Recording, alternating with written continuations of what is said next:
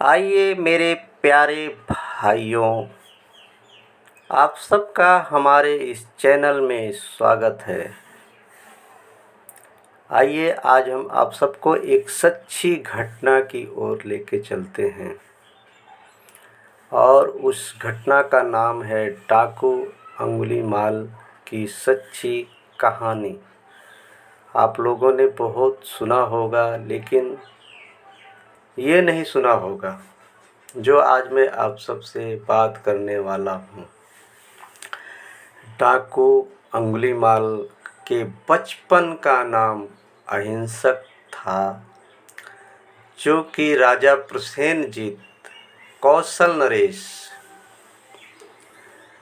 उनके यहाँ जो पुरोहित हुआ करता था,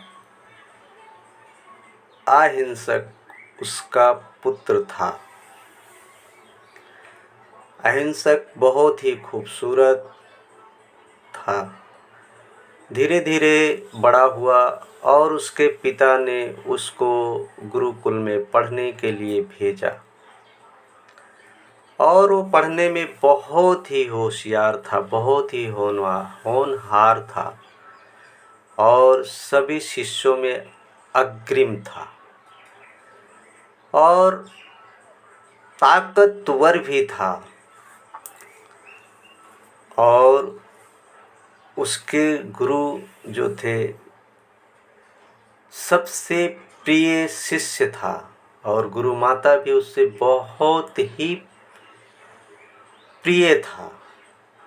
और उस प्रिय होने के कारण गुरु माता कभी कभी उसके सर पर हाथ फेरा करती थी। लेकिन आप जानते हैं कि हर जगह कोई न कोई दुष्ट रहते ही हैं। उसी प्रकार उस गुरुकुल में उससे जलन रखने वाले उसके ही मित्र थे और उससे बदला लेने के लिए ठाना। और गुरु माता का प्रिय शिष्य होने के कारण, उसके सर पर हाथ फेरने के कारण, उसके शिष्यों ने, दूसरे शिष्यों ने जो है उसका फ़ायदा उठाया और गुरु को भड़का दिया।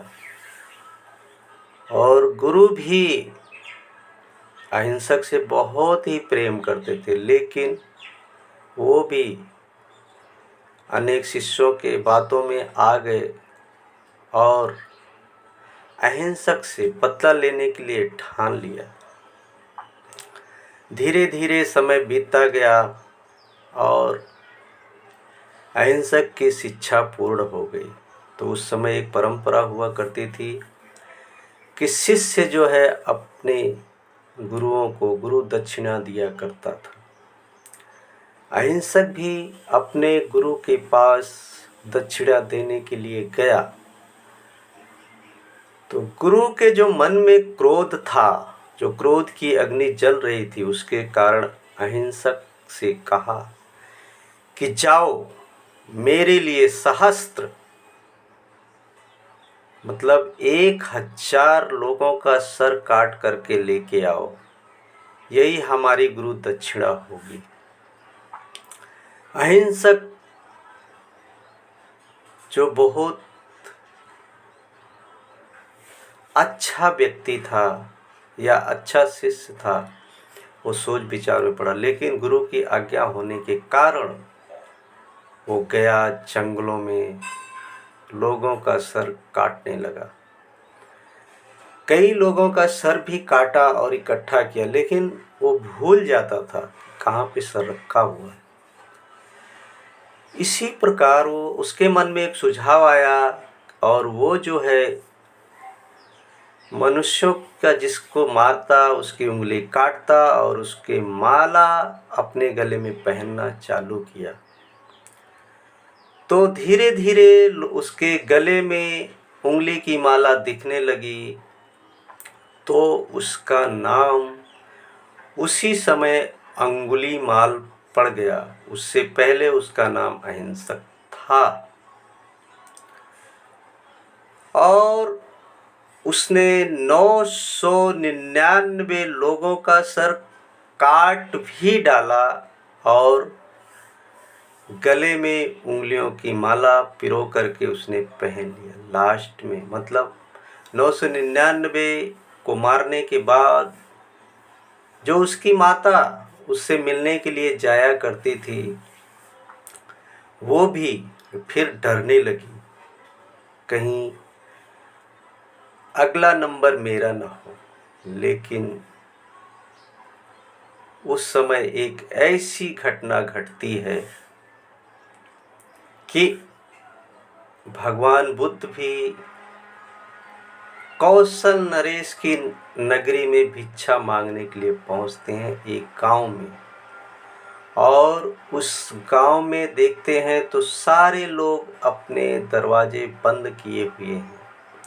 फिर उस गांव की गलियों से धीरे धीरे आगे बढ़ते चले जाते हैं, तो एक व्यक्ति ने उस दरवाजे को खोला और भगवान बुद्ध को अंदर ले लिया। अंदर लेने के बाद उसने सारी दास्तान बताई कि हे बुद्ध, इधर एक अंगुलीमाल नाम का एक डाकू रहता है जो सारे लोगों के सर काटता है और अंगुलियों की माला पिरो करके अपने गले में पहनता है। तो भगवान बुद्ध अपने विचार से विचार करते हैं कि ऐसे तो ना जाने कितने लोगों की जान जाएगी। फिर वो उसी मार्ग पर चले जाते हैं और देखते हैं तो वो सन्यासी आ रहा है। अहिंसक या डाकू अंगुलीमाल बहुत खुश होता है कि आज मेरा समय पूर्ण हो जाएगा और इस सन्यासी का बलिदान करके मैं 1000 उंगलियों की माला पहन लूँगा और अपने गुरु को गुरु दक्षिणा दे दूँगा।